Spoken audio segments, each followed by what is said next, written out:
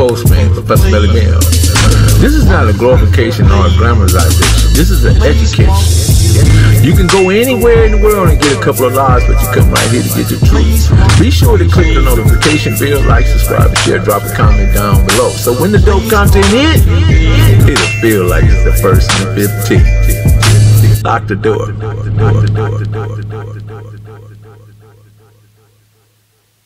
Melly Mel, Hood Postman, Ninja Day, Dirty Day. Dave, let's talk about the quote-unquote race war, or how race relations used to be in Compton to how they are now. And I'm sure you got some input on that, you being Native American. Considered Mexican. Considered Mexican. Considered Mexican, you know. So, make no mistake, I love my people. I love my people. I mean, at one point in time, I did not. I hated who I was. I hated where I came from. I wanted to be black. I thought I was black, but I realized one day when I looked in the mirror, I wasn't black. But you know, I hear people talking about race war. I mean, I got brothers that would just straight out, you know, these Mexicans right in front of me. No, you know, no respect to me. Like, you know, I don't start saying, oh yeah, you know, we need to kill more brothers and nothing like. I don't, because there's no race war. Let me ask you this though, before you go any further: were your sisters all natives, or were they half? My younger sister, her father is African American. Okay, and she's the one that's married to Willie McGinnis. Yes, sir. Yes, sir. Yes, sir. Okay. Yeah. The football player. Yeah. Yeah. New England Patriots. Got it. Yeah. Okay, so you had a mixed race family, and all your friends were black predominantly, and then I'm sure you went to school with the Hispanics. So there was not very many. So when they would see you, what would they be? Nothing. Nothing. I never. They didn't have no thoughts on you hanging out with all these brothers claiming trip or none of that. They didn't tell me. They didn't tell me. Nobody, you know. I mean, I put it like this. There is no race war. Let's clear that up, right? First and foremost. That does not exist. We are the 1%ers. It's a gang thing. It's not a race thing. It's a gang thing. It's a business thing. You know, Mexican gangs hate African American gangs, vice versa. So there's no race war. We are the 1%ers. We are the ones that, you know, we only know how to deal with our problems, not all of us, but mostly by violence. That's how we deal with problems, through a violent solution. You know, it's it's easy, and you don't have to be educated to do it. You can just commit the violent act, and that's that. That makes us the 1%ers. The majority of African Americans, the majority of Native American, which is what they really are, Mexican, it was a term put on us by Spanish people because of the mix between Spaniards, which are from Europe. They're white Europeans, and they came over here and started killing the men and raping the women. So they didn't want to call them Spaniards. They call us Mexicans, mixed people. The bottom line is, even no matter what, Mexican, Native American, whatever, that's First Nation people. The majority, the other 99%, don't want nothing to do with none of that. We can go right now to a Mexican house to having a party. If they're not gang affiliated and we know them, they're gonna welcome us in. We're gonna have a great fucking party. We're gonna chill. We're gonna drink Modelo's and do whatever. And the same with the African American family.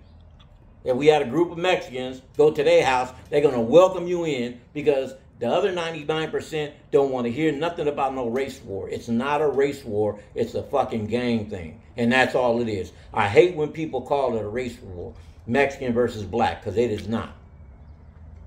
I agree. It's definitely just within the gang culture. Exactly. So, you know,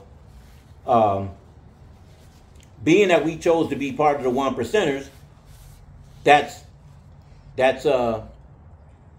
what we basically live by. But I love my people. I love all my people. I didn't at one time. I hated my skin. I hated my hair. I hated my face. I hated everything about myself. but I don't anymore. I realize who I am, what I am, and I just want to tell people.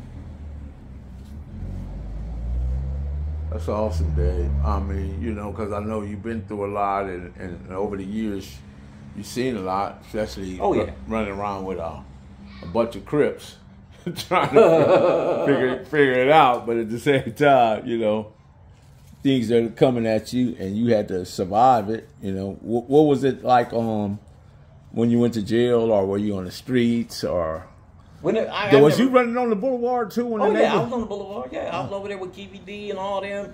Eric, that's where I met Eric. Saw me get into a fight with a Samoan dude, big Samoan dude. I was at the time probably weighed $170, and putting hands on the dude. And that's when me and Eric, we knew each other, but that's when we really started hanging out together. Mm-hmm. But I on the boulevard, I would at 6, 7 years old, I would be out there till 2 in the morning, 3 in the morning. I had no guidance. I had no oversight. I just did what I felt safer in the streets than I did at home. What was happening at home the way you felt safer in the streets? A lot of abuse. Not to mention being that we were a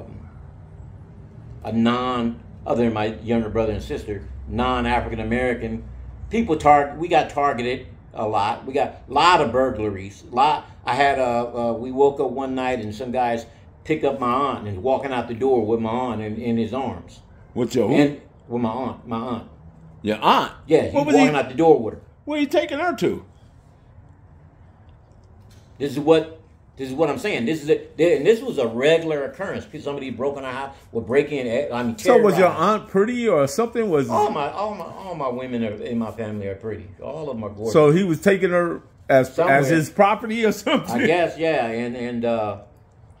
And so this would happen. And mind you, I'm 7, 8, 9 years old. I have there's nothing I can do about it. Only scream and cry. What did your aunt do? He started screaming and fighting. She got loose, and he ran off. When everybody woke up and everything, he ran off. But this happened over the years, close to 100 times. Where were you living at the time? On Iva Street in Compton. Iva. Right. The next street is Greenleaf. By Scruncho now. Yeah, Scruncho's my homeboy. Scruncho the comedian. Scruncho my homie. Big Scruncho is my homie. And then it was Richard. Let's see. Fred Martin, Richard.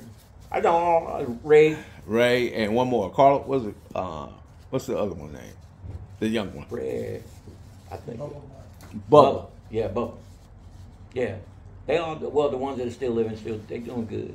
That's cool. They doing good. Yeah, so that was life. You know, if I wasn't getting abused by one of my mom's men, I was getting abused by my brothers and sisters.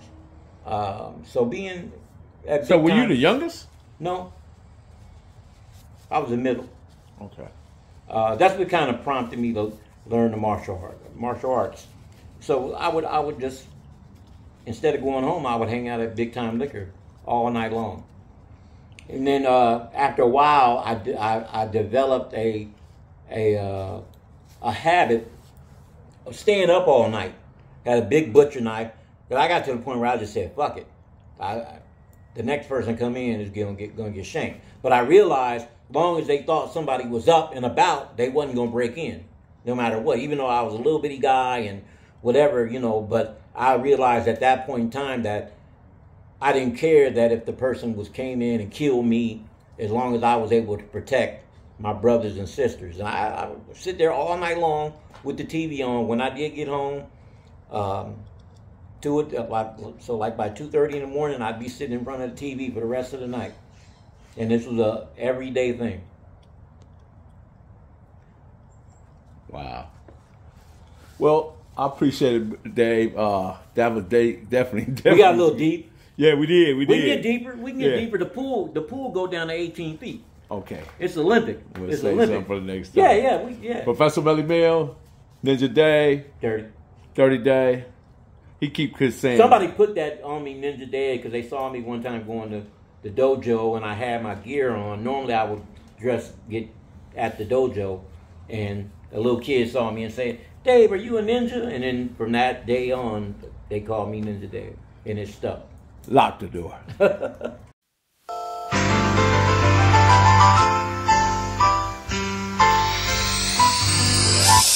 Straight out of Compton, original streets. Grew up with the lion, see what the criminals see.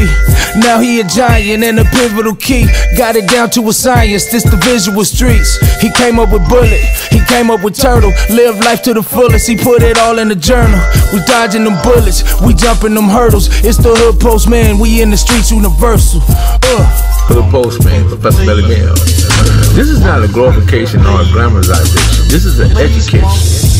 You can go anywhere in the world and get a couple of lies, but you come right here to get the truth. Be sure to click the notification bell, like, subscribe, share, drop a comment down below. So when the dope content hit, it'll feel like it's the first and the 15th. Lock the door.